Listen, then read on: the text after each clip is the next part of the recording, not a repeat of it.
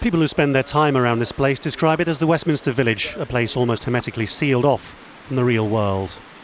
As members of Parliament came back from their holidays for this emergency debate on these riots, the language demonstrated a sense of incomprehension at what has been happening on the streets of England, coupled with a simple philosophy from most that pointless crime should be met with retribution and that someone's background was no excuse. I've said before that there is a major problem in our society with children growing up not knowing the difference between right and wrong. This is not about poverty, it is about culture.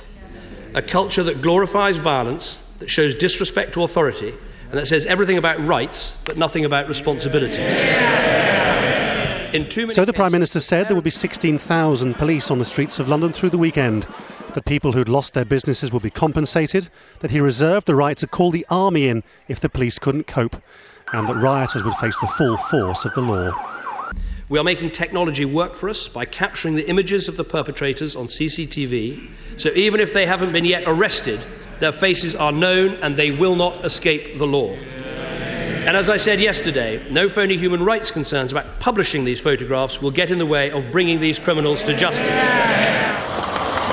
Certainly some of the crimes, like people robbing a young man who'd been beaten up, demonstrates that some people have developed a lack of morality to shame a country which describes itself as civilised. Yet politicians who try to raise the question of how Britain got into this state, or how to save a broken generation, face having their questions drowned out.